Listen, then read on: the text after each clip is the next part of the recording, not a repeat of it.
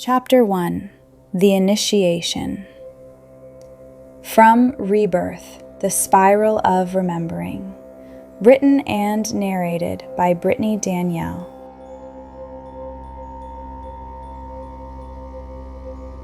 There are moments in a life when something splits open.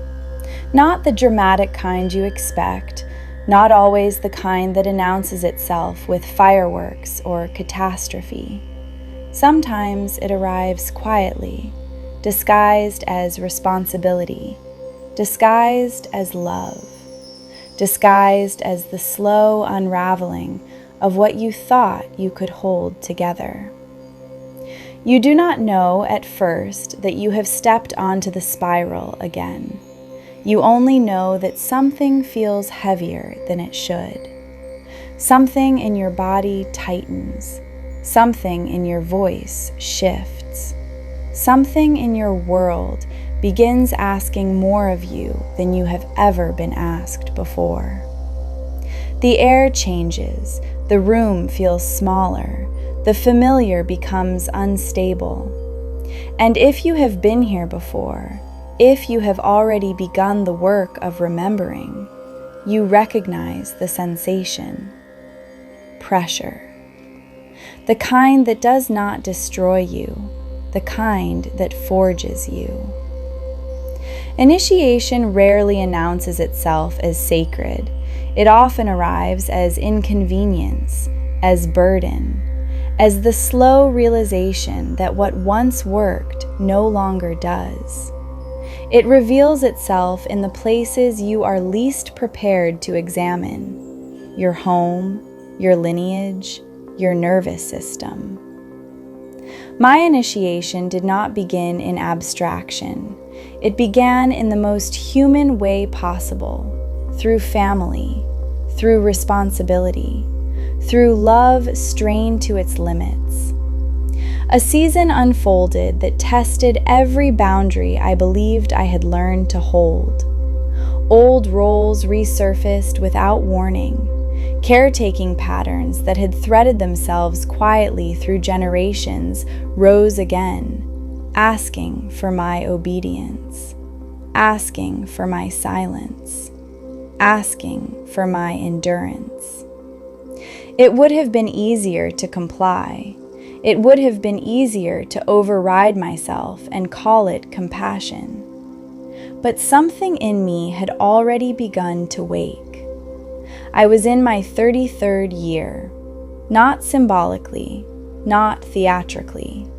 I was acutely aware of it, a threshold year, a year that carries weight in our collective memory, whether we consciously name it or not.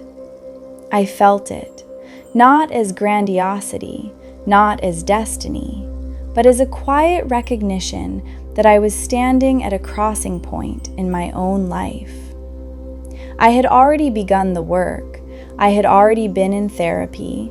I had already started dismantling what was inherited and unconscious. I had already decided that my life would not be built on silent endurance. And then life intensified the lesson. There was a year when the air inside my own home felt unpredictable, when I learned what it means to live with the subtle hum of "what if" beneath every ordinary day. When responsibility pressed so steadily against my chest that I could feel my nervous system recalibrating in real time. There were emergencies. There were moments that required calm I did not know I possessed. There were scenes that felt like slow motion thresholds between life and loss. I will not detail them here, not because they were insignificant, but because they would require a book of their own to fully honor. What matters is this: something in me crossed over, not through enlightenment, through necessity. Through standing in a bathroom holding pressure against something that could not be allowed to spill further. Through hearing my own voice speak with clarity I did not know I could access under fear. through cleaning the floor afterward, alone, while the world upstairs continued unaware. Through recognizing that survival instincts and conscious choice are not the same thing. Through realizing that love without boundaries is not love at all. You cannot return unchanged from moments like that. But the external crises were not the deepest part of the initiation. The deeper fracture happened internally. I began to see the generational pattern clearly, the unconscious living, the depression that goes unnamed, the coping mechanisms mistaken for personality, the subtle agreements women make to carry what others refuse to carry. I began to see how endurance becomes identity, how silence becomes virtue, how overfunctioning becomes proof of worth. And I began to understand that these patterns were not personal flaws. They were inherited architecture. The spiral was not metaphor, it was lineage. And I knew, with a certainty that did not feel dramatic but irrevocable, that it would end with me. Not the lineage, not the love, the unconsciousness, the override, the silence. Ending a pattern does not feel heroic. It feels destabilizing. It feels lonely. It feels like standing at the edge of a cliff and choosing not to step where everyone before you stepped, simply because it is familiar. This season demanded more than theory. It demanded embodiment. It demanded that I hold compassion without surrendering myself.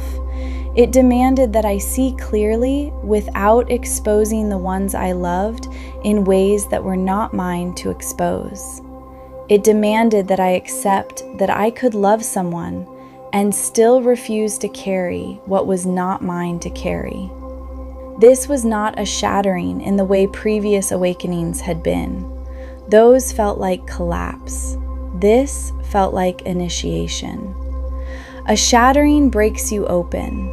An initiation asks you to walk through the opening.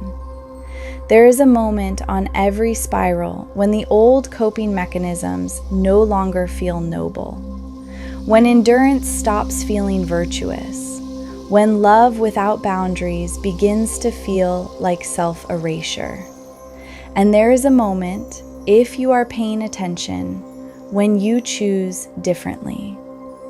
I chose differently. Not perfectly, not dramatically, but definitively. This is how remembering works. Sometimes it arrives as insight that feels larger than you. Sometimes it arrives as synchronicity, as symbolic recognition, as a quiet awareness that the veil is thinner than you once believed. And sometimes it arrives as a decision in the body you can no longer postpone. The spiral turned again. I could feel it. What once felt like random hardship began to reveal pattern. What once felt personal began to feel collective. I was not the only one living through pressure that exposed generational fault lines. I was not the only one realizing that inherited systems, family systems, cultural systems, institutional systems, were built on unconscious repetition. The fractures were not isolated, they were systemic. The spiral was not only personal, it was civilizational. When enough people begin refusing the old agreements at once, something larger begins to tremble. Once you see that, you cannot unsee it. Once you feel that, you cannot unknow it. And once you cross that line, there is no returning to who you were before. Only forward, only deeper, only remembering.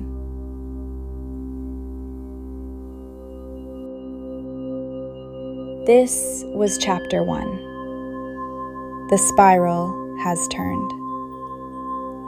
And when we return, we will step into the next threshold of Chapter 2.